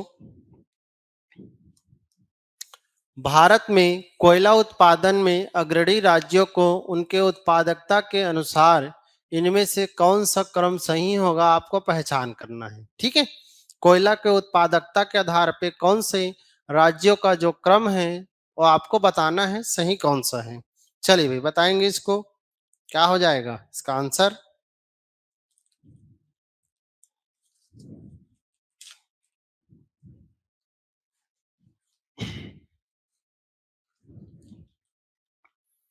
चलिए भाई 2023-24 के सर्वे के आधार पे, 2023-24 के सर्वे के आधार पे सर्वाधिक कोयला उत्पादक राज्यों का जो सही क्रम होगा वो होगा ओडिशा, छत्तीसगढ़, झारखंड और क्या लगाएंगे जी? वेस्ट बंगाल। ठीक है, तो इसका जो राइट ऑप्शन हो जाएगा, याद रखना, ए ऑप्शन, कि सर्वाधिक कोयला उत्पादक राज्यों का कौन सा क्रम सही होगा 2023-24 के सर्वे के अनुसार। तो ओडिशा, छत्तीसगढ़, छत्तीसगढ़ के स्थान इसमें देखिए सेकंड, झारखंड और फिर क्या है जी? वेस्ट बंगाल। जब इसके नवीन डाटा आ जाएगा 2024-25 का डाटा, तो उसमें कुछ फेरबदल हो जाएगा, उसको आपको अपडेट करके रखना है। ठीक है, चलिए भाई नेक्स्ट देखिए 39 नंबर का क्वेश्चन। भारत के प्रमुख नदियों को उनके विशेषता के संदर्भ में सही मिलान करें। मतलब किस नदी की क्या विशेषता है या क्या खामियां हैं जिसके वजह से वो जाना जाता है, प्रसिद्ध है, वो आपको मिलान करना है। ठीक है भाई, चलिए देखते हैं। बंगाल का शोक क्या है जी? बंगाल का शोक क्यों बोलते हैं? जिसके वजह से बंगाल क्षेत्र में ज्यादा बाढ़ आता होगा, वेस्ट बंगाल के एरिया में। और उसके वजह से बहुत हमारी जन और धन की क्या होती है जी, हानि होती है। तो बंगाल का शोक याद रखना किस नदी को बोला जाता है जी, दामोदर नदी। क्या लगाएंगे, दामोदर नदी को आपका बंगाल का शोक कहा जाता है। देखिए भाई नेक्स्ट, पश्चिम की ओर बहने वाली नदी, देखिए अधिकतर हमारी भारत की नदी किस दिशा में जी, पूर्व की ओर। कुछ नदियां हैं जो कि आपके बहुत सारी कहाँ पे बहती हैं जी, पश्चिम की ओर। तो यहाँ पे एक ही नदी है ताप्ती नदी, जिसका प्रवाह हमें कौन से दिशा में देखने को मिलेगा, पश्चिम की ओर। तो याद रखना इसका ताप्ती हो जाएगा। वृद्ध गंगा या बूढ़ी गंगा हम किसको बोलते हैं जी, गोदावरी को। और बिहार का शोक किस नदी को बोला जाता है जी, कोसी नदी को। रीजन ये भी वही, बाढ़ लाने के लिए आपका वजह है, कह सकते हैं किस क्षेत्र में जी, बिहार के क्षेत्र में। तो इसका सही क्रोनोलॉजी क्या बनेगा, ए का 3, बी का 2, सी का 1 और डी का जी 4। तो 3 2 1 4 इसका सही क्रोनोलॉजी बनेगा। और 3 2 1 4 कहाँ है जी, देखिए बी ऑप्शन में मिलेगा, यही इसका राइट ऑप्शन होगा। ठीक है, तो आपको नॉलेज एक्वायर करना है जितना ज्यादा कर सकें, क्योंकि एग्जाम में कहाँ से कौन सा क्वेश्चन आएगा हमें कोई पता नहीं है। ठीक है भाई, तो ये आपका 39 नंबर के क्वेश्चन का राइट ऑप्शन बी हो जाएगा। चलिए भैया आगे बढ़ते हैं।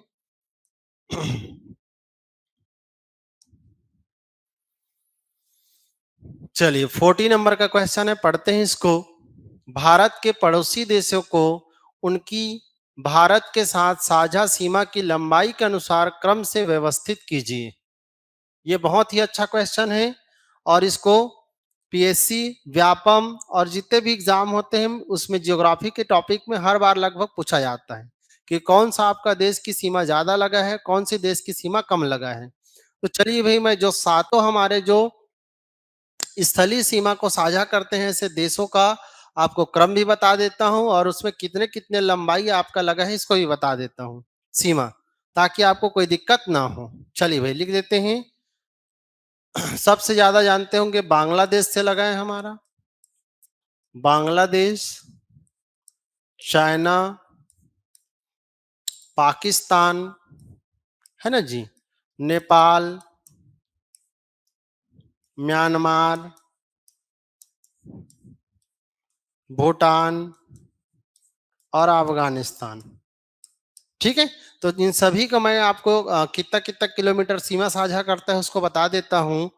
बांग्लादेश का याद रखिएगा, सर्वाधिक 4096 किलोमीटर हमारे भारत की सीमा से लगा हुआ है। ठीक है, तो बांग्लादेश की सीमा 4096 किलोमीटर सर्वाधिक है। चीन की बात करें तो चीन का है 3488 किलोमीटर। ठीक है, पाकिस्तान की बात करें तो इनका है 3323 किलोमीटर।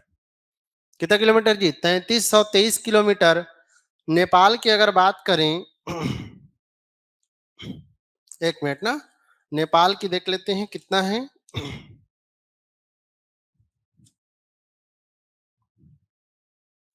नेपाल की अगर बात करें तो नेपाल में 1751 किलोमीटर लगभग आपका देखने को मिलेगा। म्यांमार की बात करें तो 1643 किलोमीटर आपका सीमा साझा करता है। भूटान की बात करें तो 699 किलोमीटर आपका मिल जाएगा। अफगानिस्तान की बात करें तो 106 किलोमीटर आपका सीमा साझा करता है। तो एग्जाम में बार बार पूछा जाता है, याद रखिएगा इस चैप्टर को, इस टॉपिक को। बांग्लादेश से कितना बोलिए मेरे साथ, 4096 किलोमीटर। चीन से 3488 किलोमीटर। पाकिस्तान से 3323 किलोमीटर। नेपाल से 1751 किलोमीटर। म्यांमार से 1643 किलोमीटर। भूटान से 699 किलोमीटर। और अफगानिस्तान से आपका 106 किलोमीटर आपका सीमा साझा करता है। तो देखिए भाई क्या पूछा है, भारत के पड़ोसी देशों को उनकी भारत के साथ साझा सीमा की लंबाई के अनुसार क्रमानुसार व्यवस्थित कीजिए। तो सबसे ज्यादा कौन हो जाएगा जी, बांग्लादेश, डी। ठीक है, और देखिए भाई यहाँ पे अगर आपको सब याद भी नहीं है, फिर एक ही याद है, फिर भी आपका आंसर आ जाता है।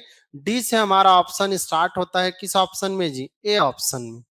तो डी पहला आ जाएगा। डी के बाद देखिए चाइना, ए आ जाएगा, तो डी के बाद ए है। उसके बाद है पाकिस्तान, तो सी। ठीक है, उसके बाद क्या आ जाएगा जी, नेपाल, बी। और उसके बाद क्या आ जाएगा, ई। तो ये ए ऑप्शन बिल्कुल सही होगा। इसका क्रम याद कर लीजिएगा। बहुत पूछा जाता है कि सबसे ज्यादा आपका सीमा साझा करने वाला देश तो बांग्लादेश, सबसे कम सीमा साझा करने वाला देश पूछे तो क्या लगाना है जी? अफगानिस्तान। चलिए भाई नेक्स्ट क्वेश्चन देखिए, 41 नंबर का क्वेश्चन कॉन्स्टिट्यूशन से रिलेटेड क्वेश्चन है। संविधान की आत्मा किसे कहा जाता है? ठीक है, सोल ऑफ कॉन्स्टिट्यूशन, संविधान की आत्मा हम किसको बोलते हैं? तो आप लोग पढ़े होंगे, संविधान की आत्मा कहा जाता है उद्देशिका को, प्रिएम्बल को, प्रस्तावना को। ठीक है भाई, तो ये हो जाएगा ए ऑप्शन बिल्कुल सही।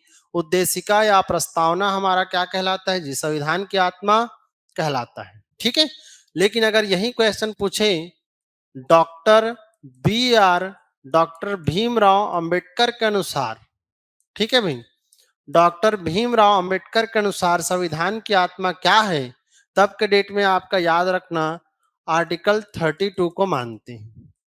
किसको आपका लगाना है जी? अनुच्छेद 32 को आपका माना जाता है, किसके अनुसार जी? डॉक्टर भीमराव अंबेडकर के अनुसार। लेकिन नॉर्मल केस पे पूछे, किसी का नाम ना जुड़ा हो, संविधान की आत्मा क्या है, तो क्या लगाएंगे? उद्देशिका, प्रिएम्बल, प्रस्तावना। हमारी प्रस्तावना क्या है जी? संविधान की आत्मा है। ठीक है, चलिए 42 नंबर का क्वेश्चन देखिए, भारत के उप प्रधानमंत्री व उनके कार्यकाल के कालानुक्रम अनुसार व्यवस्थित कीजिए। देखिए ये आपके लिए थोड़ा कठिन क्वेश्चन हो गया। कैसे में? अब भाई हमें तो पहला पता है यार कि कौन थे, सरदार वल्लभ भाई पटेल, लेकिन बाकी का क्रम याद रखना बड़ा मुश्किल है। तो याद रखिएगा, आजकल ऐसे ही क्वेश्चन बन रहे हैं। आपको देश के जितने भी प्रधानमंत्री हुए, जितने भी राष्ट्रपति हुए, उपराष्ट्रपति हुए, उप प्रधानमंत्री हुए, सभी का एक क्रम पता होना चाहिए, तभी ऐसे क्वेश्चन आपसे बन सकते हैं। ठीक है, तो देखिए भाई इस क्वेश्चन को देखते हैं, क्रम भी देखते हैं। देखिए अगर आपको पता भी नहीं है, एक दो भी पता है, तो भी ऐसे क्वेश्चन के आंसर बन जाते हैं। जैसे कि सभी को पता है, हमारे देश के पहले उप प्रधानमंत्री के रूप में हम किसको मानते हैं जी? सरदार वल्लभ भाई पटेल। तो सी होगा, मतलब ए और बी ऑप्शन तो कट गया, ऑप्शन काटना है हमें तो। ठीक है, दूसरे कौन थे? तो दूसरे के रूप में याद रखिएगा मोरारजी देसाई हमें देखने को मिलता है, तो ये हो जाएगा। तो सी के बाद में क्या है जी? डी, इसमें तो ये है, तो इसका जो राइट ऑप्शन हो जाएगा सी ऑप्शन, याद रखिएगा। पहले सरदार वल्लभ भाई पटेल, दूसरे मोरारजी देसाई, तीसरे जगजीवन राम, और फिर कौन आ जाएगा जी? चौधरी चरण सिंह। ठीक है, याद रखना कौन सा ऑप्शन सही होगा जी? सी ऑप्शन सही होगा। चलिए आगे बढ़ते हैं।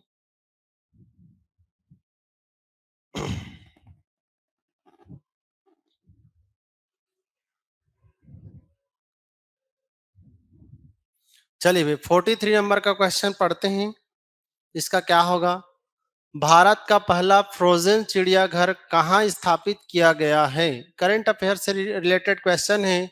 तो भारत का पहला फ्रोजन चिड़ियाघर कहाँ स्थापित किया गया है जी? वेस्ट बंगाल। और वेस्ट बंगाल के भी कहाँ अगर किया गया है तो दार्जिलिंग। क्या लगाइएगा? दार्जिलिंग में इसकी स्थापना की गई है, जहां पे विलुप्त होने वाले जो जीवधारी वगैरह हैं, उनके अंशों को सेव रखना है, सुरक्षित रखना है। उसके लिए व्यवस्थित आपका इक्विपमेंट्स देखने को मिलेंगे, उपकरण देखने को मिलेगा। ठीक है, तो याद रखिएगा, भारत का पहला फ्रोजन चिड़ियाघर कहाँ स्थापित किया गया है? तो वेस्ट बंगाल के कहाँ पर जी? दार्जिलिंग में किया गया है। चलिए भाई 44 नंबर का क्वेश्चन देखिए, राष्ट्रपति की क्षमादान शक्तियों के बारे से चर्चा अनुच्छेद किसमें है जी? 72। इनमें से कितनी शक्तियां प्रदान की जाती हैं? तो देखिए भाई इनमें से कौन कौन से क्षमादान की शक्ति की कैटेगरी में आता है? तो क्षमा आता है, लघुकरण आता है, परिहार आता है, प्रविलंबन आता है, विराम भी आता है। तो ये पांचों ही आते हैं, याद रखिएगा डी ऑप्शन। ठीक है, डी ऑप्शन हो जाएगा। क्षमादान की शक्ति में क्षमादान, प्रविलंबन, विराम, लघुकरण, ये सारे ही हमारे देखने को मिलता है आर्टिकल किसमें जी? 72। ठीक है, क्षमा मतलब पूरा कंप्लीट सजा को माफ कर देना, ऐसे करके। तो याद रखिएगा ये आपका डी ऑप्शन सही होगा।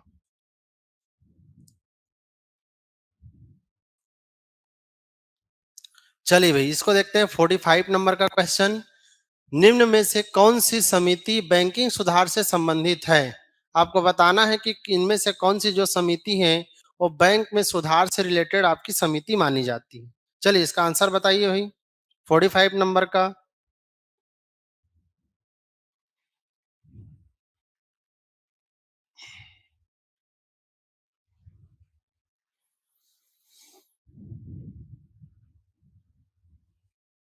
चलिए भाई इसका आंसर क्या होगा जी? नरसिम्हन समिति, चक्रवर्ती समिति, गाइपोरिया समिति और एक आपका उपरोक्त सभी। तो देखिए अगर आपको पता भी नहीं है कौन सी समिति किससे जुड़ा हुआ है और एक ऑप्शन दिया गया है उपरोक्त सभी, तो 90% चांसेस यही होता है कि वही आंसर होता है, क्योंकि ऐसा ऑप्शन रेयर मिलता है। तो याद रखना ये तीनों ही समिति बैंकिंग सुधार से जुड़ा हुआ है, तो उपरोक्त सभी इसको इसका बिल्कुल राइट ऑप्शन हो जाएगा। कौन सा जी? D option.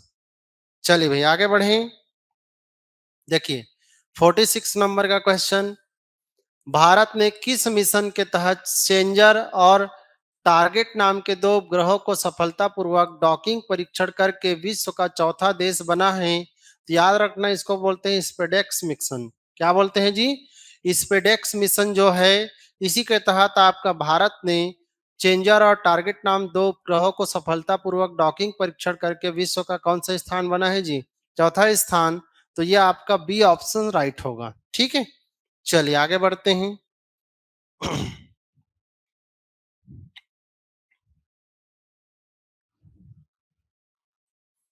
चलिए भाई 47 नंबर का देखते हैं। कंप्यूटर का क्वेश्चन लग रहा है, इनमें से कौन सा एक प्रेजेंटेशन प्रोग्राम है जिसका उपयोग छोटे छोटे स्लाइड बनाने या प्रेजेंटेशन बनाने में किया जाता है?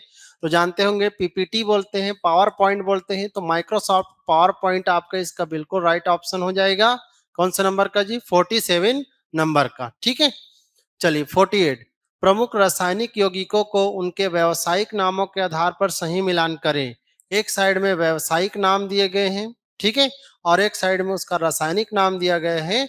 आपको सही मैच करना है कि कौन किसको कहा जाता है। जैसे कि चलिए वाशिंग सोडा, क्या नाम है जी? Washing soda. तो वाशिंग सोडा किसको बोलते हैं जी? बताइए, सोडियम कार्बोनेट को कि सोडियम बाइकार्बोनेट को? तो वॉशिंग सोडा, धोने का सोडा, आपका सोडियम कार्बोनेट बोला जाता है, तो ये इसका राइट मैच हो जाएगा। नीला थोथा, तो नीला थोथा किसको बोलते हैं जी? बताइए बी का। नीला थोथा कॉपर सल्फेट को कहा जाता है, याद रखिएगा, ये हो जाएगा। प्लास्टर ऑफ पेरिस किसको बोलते हैं? तो plaster of Paris calcium sulphate hemihydrate को कहा जाता है।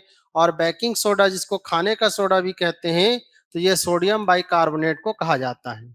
ठीक है, तो याद रखिएगा, वॉशिंग सोडा, सोडियम कार्बोनेट, नीला थोथा, copper sulphate, plaster of Paris, calcium sulphate hemihydrate और बेकिंग सोडा कौन है जी? Sodium bicarbonate. तो कौन सा सही क्रोनोलॉजी बनेगा जी? 2, 3, 1 और 4। तो 2, 3, 1, 4 देखिए किस ऑप्शन में मिल रहे हैं हमें। 2, 3, 1, 4 कौन सा ऑप्शन जी? सी ऑप्शन बिल्कुल सही होगा। कौन से नंबर के क्वेश्चन का जी? 48 नंबर के क्वेश्चन का। ठीक है, याद रखेंगे इसको। चलिए आगे बढ़ते हैं।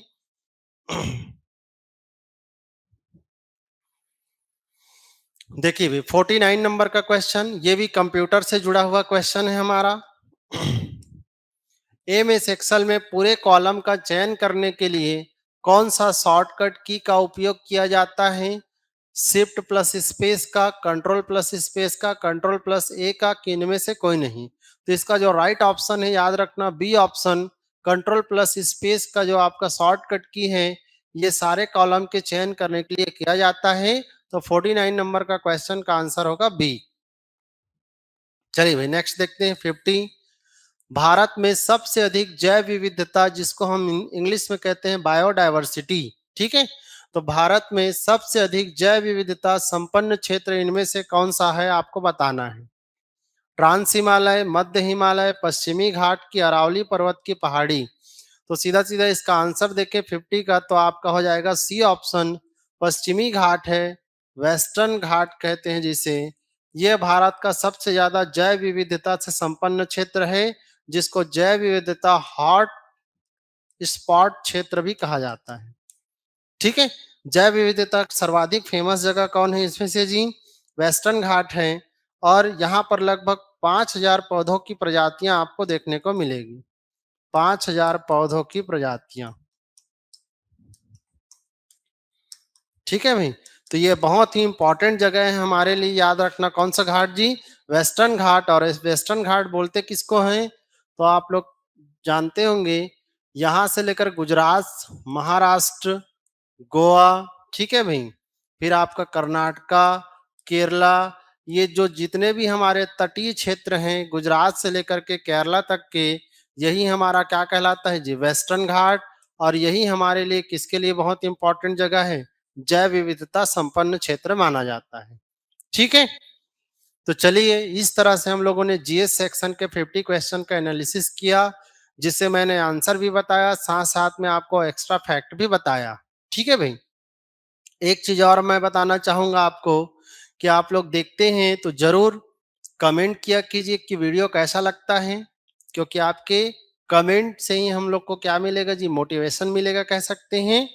और अगर अच्छा लगता है तो जो आपके दोस्त यार तैयारी कर रहे हैं पीएससी, व्यापम या किसी भी फील्ड का, उसको जरूर इसको शेयर कीजिए।